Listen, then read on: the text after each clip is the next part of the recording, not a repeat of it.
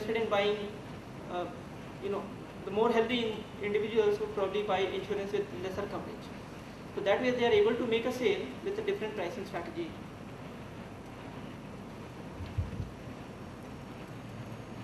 Tim has touched upon the game theory, wherein game theory is actually quite useful for the economists. Game theory is any activity in which your prediction of what other person is going to do would impact your own steps. So he's taken examples like poker. He's taken any of these options as how game theory works.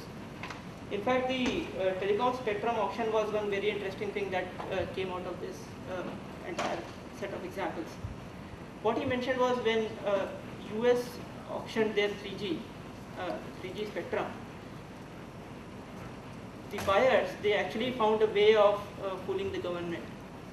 What they did was, in any auction, the auctioneer would actually believe that if there are many potential buyers, they would compete among themselves, and the auctioneer would be able to make more money out of it. But here what they did was, after the first auction, the companies, they actually started saving each other's back by, one company would place their bid with the pin code or the area code that they would want to have that spectrum for as the amount, last part of the amount. So what would happen is, no other company would bid against them. Now in the other area, there would be another company who would bid with that area code, and no other company would compete. The organization that lost was the government.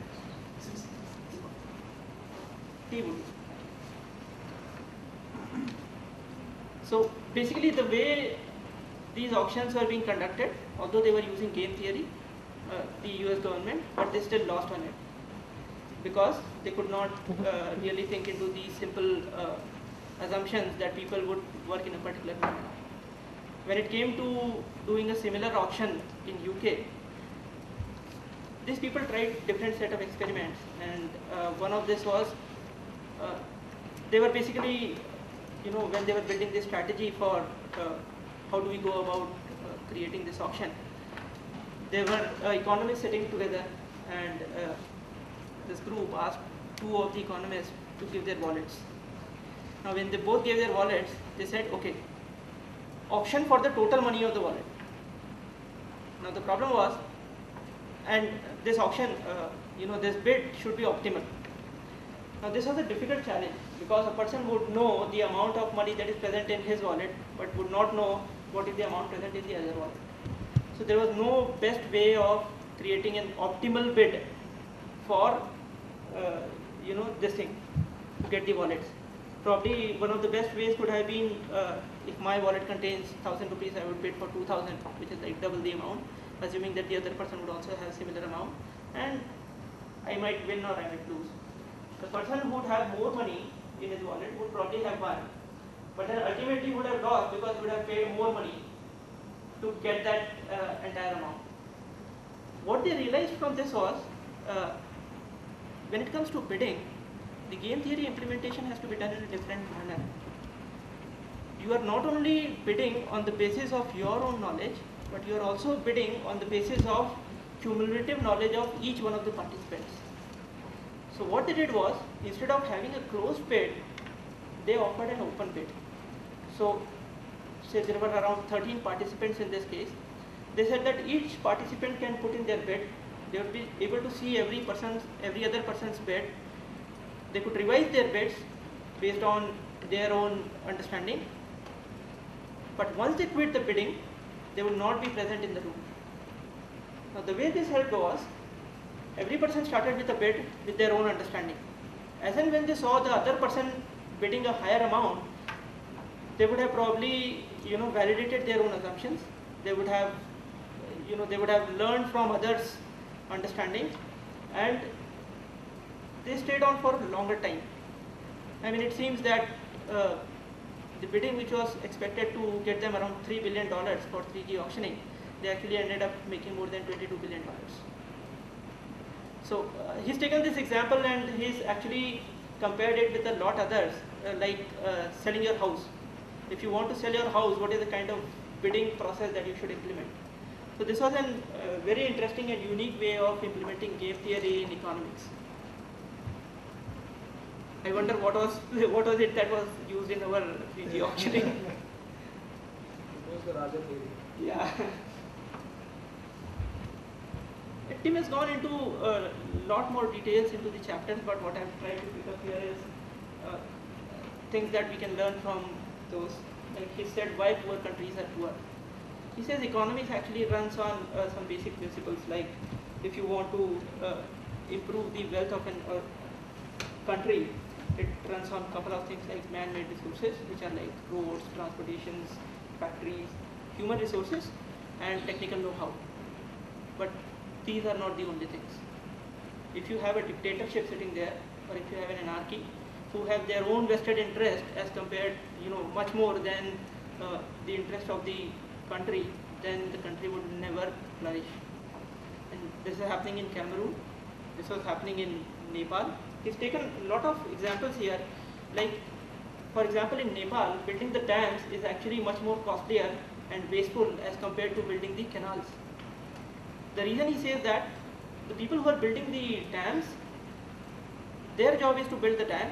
They are going to make money out of building the dam, and there is no vested interest for them to maintain those dams. So who's got the vested interest? It is the farmers. The farmers would have the interest of maintaining the dam, or if they are made to participate in this process, then they would not like to build and maintain the dam, but the canals which is supplying them water. Now, in case there are very good quality dams built and very good quality canals built, then there is no maintenance or very little maintenance that is required. Now, this would discourage all those farmers to take up the maintenance work. So they say that instead of building better dams, it is actually a lot more beneficial for, it is an actual implementation in Nepal, wherein they have seen that if they build canals and make it available to those farmers for maintenance, it actually works out to be much more feasible option, much more implementable.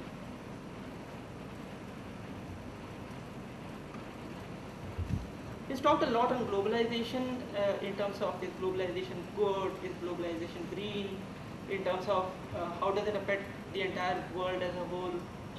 He's talked of various options where is it bad for the world, is it bad for the poor, and he's taken multiple examples here. He's taken one example wherein he said that, in case, Tim himself is a writer in economics, and he's taken another person's name, Mr. Wilson, who is probably much better economist. Now, if there is a comparison as to who should write a book, whether it is Tim or whether is it Mr. Wilson, then there are pros and cons of each one of these. For example, Mr. Wilson is much better biologist. So if Tim writes a book on biology, he'll probably be able to sell one or a couple of books. If he writes a book on economics, he'll probably be able to sell 25,000. Now, if Mr. Wilson writes a book on economics, he'll probably be able to sell 500,000. But if he writes a book on biology, he'll be able to sell 50 million. So in that case, Mr.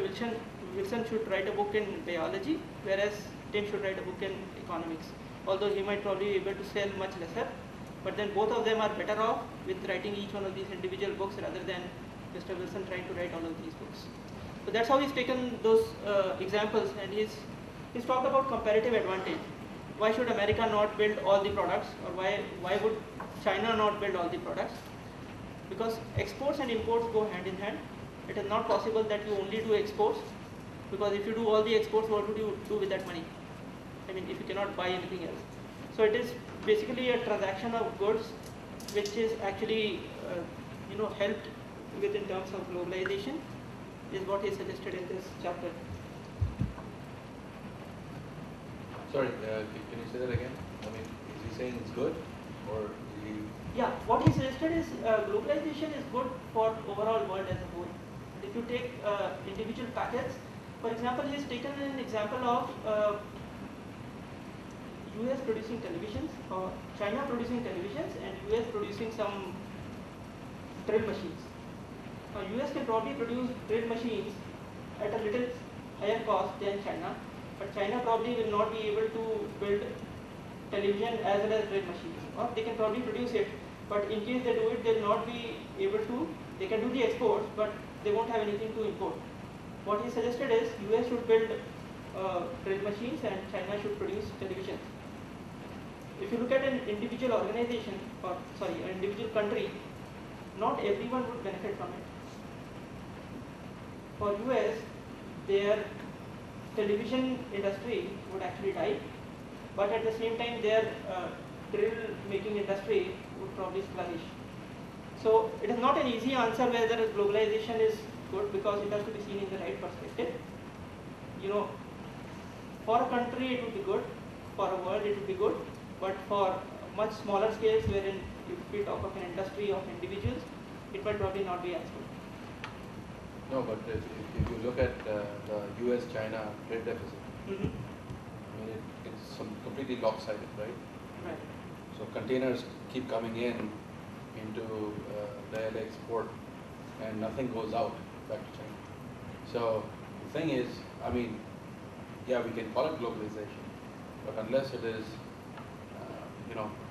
ring-fenced with the proper policies and taxation laws that make it beneficial for both the sides to make money, it's going to collapse. I mean, what Tim has suggested here is there can be trade barriers, and countries actually use trade barriers to, control and manage these kind of imports and exports, globalization. But then he says that trade barriers do not really benefit the business, the free trade. Free trade probably would produce much more better, much more efficient output, but efficiency is not the only thing that you look for when you talk of economy. So yes, I mean, there is no clear-cut answer whether globalization is good or not, but it has to be taken in perspective. Yeah, I mean, you cannot govern, the relationships between two different countries based on, for example, what China is going to pegging their currency to the dollar. It only goes that much far. Beyond a certain point, it's going to. We understand that, but globalization as such, I mean, everybody's written lots of books on those things. As such, I feel is beneficial only so far that both the sides are making good enough money. Right now, there are theories that suggest that China actually owns most of the US. So now there are questions about, can the US fail? This is the largest or longest recession that's happened in the US after the Great Depression. So should the US fail, who fails? China fails. All their money is in the US. They kind of own it pretty much everything. So does the author suggest any mechanisms of what's going wrong or anything like that? Not really. I mean, he's put his point of view based on various examples, but he's not clear-cut on whether globalization is good or not. I mean, he said that it has to be taken with the right perspective. So there is no clear-cut saying that globalization is good or not. I mean, globalization is simply a larger scope of the problem. If I work with you and I give you something that you need, you buy it from me, I get something from you. I mean, that itself is an economy, right? It's a small thing. Then we do a group sale here and multiple people interact with various other people.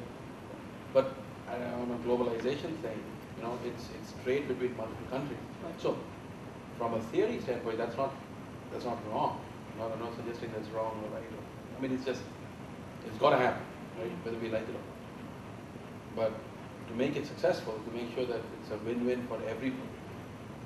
Because if multiple countries start to fail, as we've seen, everybody's going to go down the tube, right?